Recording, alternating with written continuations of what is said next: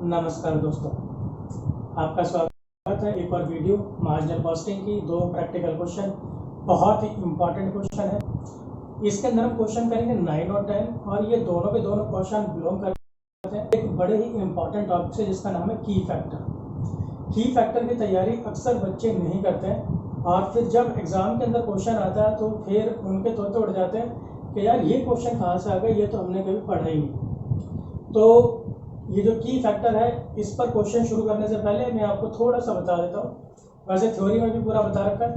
की फैक्टर वो होता है जो आपके प्रोडक्शन को लिमिट करता है, उसको लिमिटिंग फैक्टर भी कहा जाता है। जैसे रॉ मटेरियल हो गया, तो रॉ मटेरियल भी हो सकता है, लेबर भी हो सकता है, कोई भी एक ऐसा इनपुट हो सकता है जो आपके प्रोडक्शन प्रोसेस को लिमिट करता है।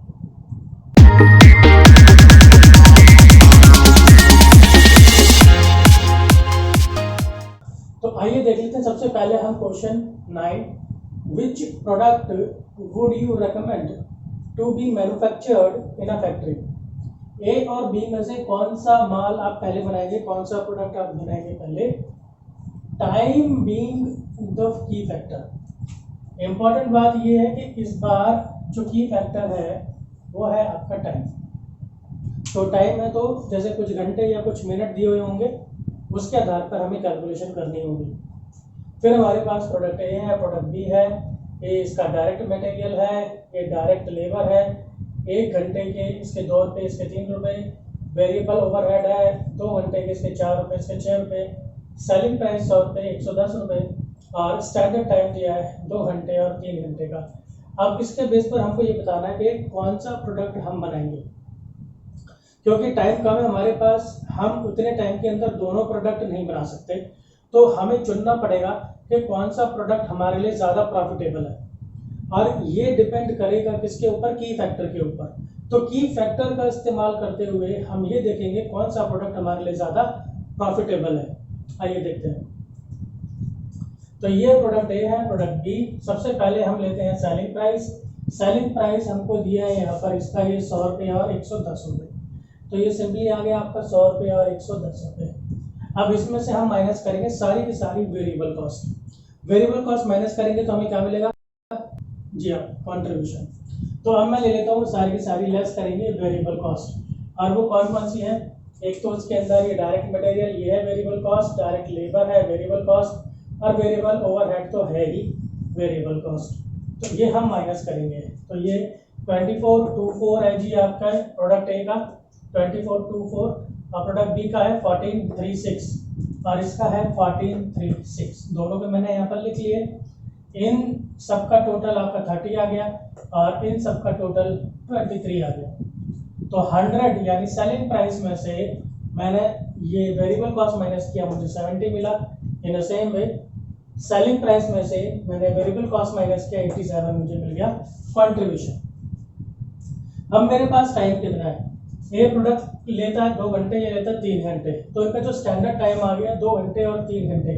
अब हम निकालेंगे कंट्रीब्यूशन पर आवर, क्योंकि घंटे दे रखे हैं तो इसलिए कंट्रीब्यूशन पर आवर। हर 1 घंटे में कितना कंट्रीब्यूशन आ रहा है। तो 70 को हम 2 से डिवाइड कर देंगे 35, और इसी तरह से 87 को हम 3 से डिवाइड कर देंगे 29। तो अब देखेंगे कि कौन सा कंट्रीब्यूशन पर आवर ज़्यादा है। अब देखें तो प्रोडक्ट ए का जो है ज़्यादा है कंट्रीब्यूशन पर आवर, तो इसलिए हमारा आंसर हो जाएगा प्रोडक्ट ए। यहाँ पर थोड़ा स्पेस कम बचा था इसलिए मैंने वो लाइन नहीं लिखी है। तो सिंपली आप लिख सकते हैं कि because product A has maximum contribution per hour, so therefore our answer is product A, और therefore product A will be produced. तो इसलिए हम प्रोडक्ट ए बनाएंगे। तो जिसका कंट्रीब्यूशन की फैक्टर वाइज ज़्यादा होता है उसी को हम चुनते हैं, उसी को हम बनाते हैं। बहुत इजी सवाल था ये। की फैक्टर को समझाने के लिए इसी तरह के सवाल से शुरुआत की जाती है और ये क्वेश्चन जो है कम नंबर में भी आ जाता है।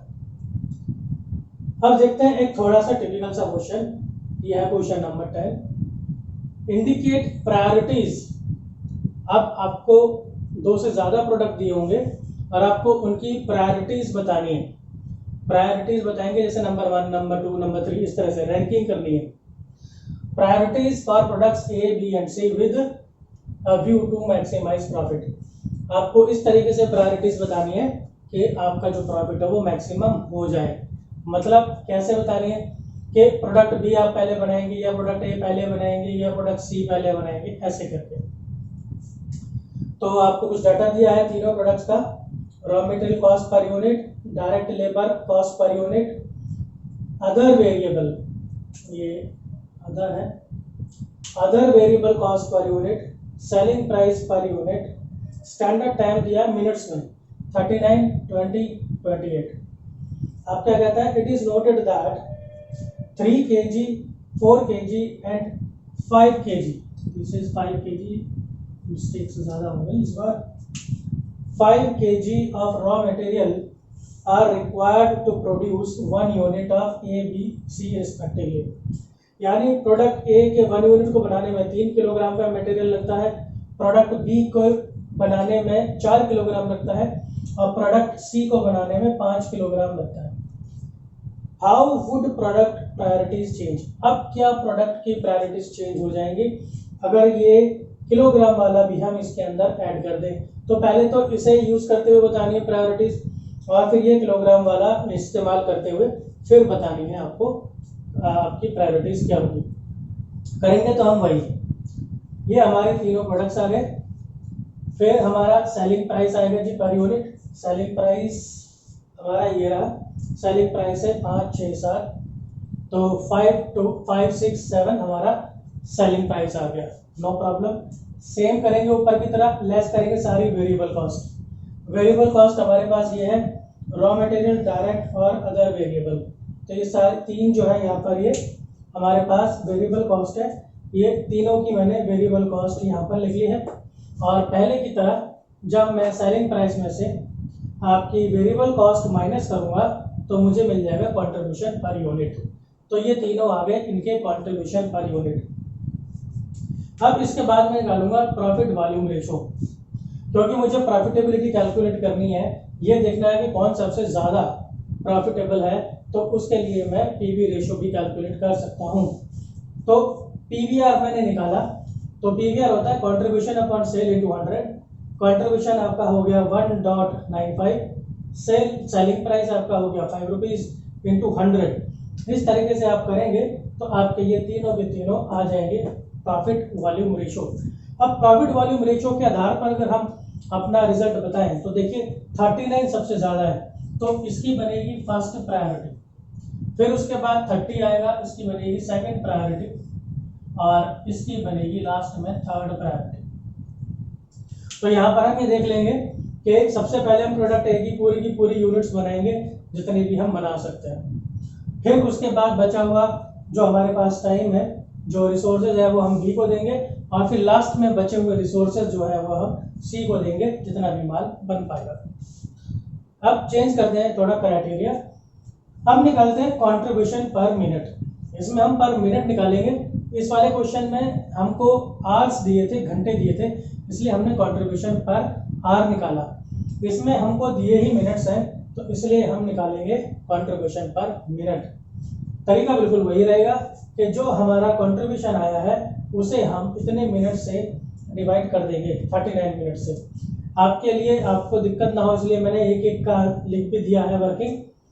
1.95 को डिवाइड करेंगे हम 39 से मिनट से, तो हमारे पास ये आ गया पर मिनट, कंट्रीब्यूशन पर मिनट 0.05। इसी तरह से इसका 0.9 आया है और इसका 0.55 आया है पॉइंट्स में।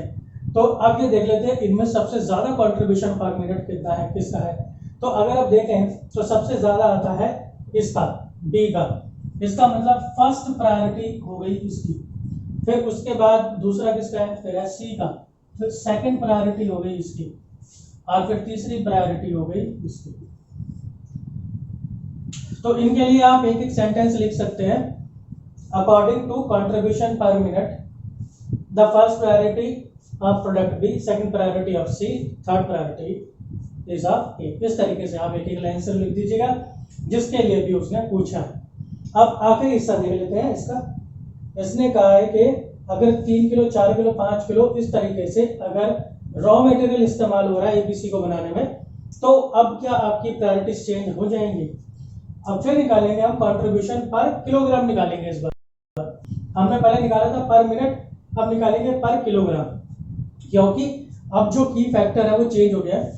अब की फैक्टर बन गया हमारा रॉ मटेरियल। अगर हम निकालते हैं कंट्रीब्यूशन पर मिनट तो हमारा की फैक्टर हो जाता है टाइम।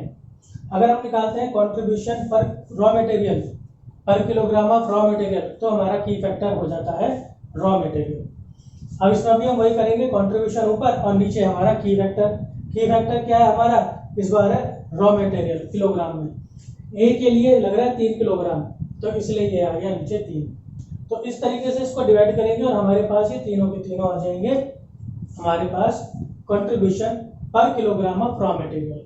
अब अगर हम कंपेयर करें तो सबसे ज़्यादा हमारे पास प्रोडक्ट ए का है, फिर उसके बाद प्रोडक्ट बी का है और फिर उसके बाद प्रोडक्ट सी का।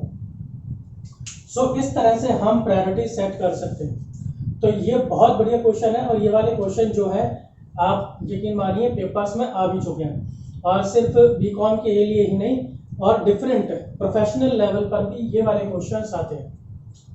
तो उम्मीद करता हूँ आपको ये क्वेश्चन समझ में आए होंगे। कोई डाउट है तो आप बने रहिए और आपके सारे डाउट दूर किए जाएंगे, और जितना हो सके अपने सभी यार दोस्तों को इस कोर्स के बारे में बताइए।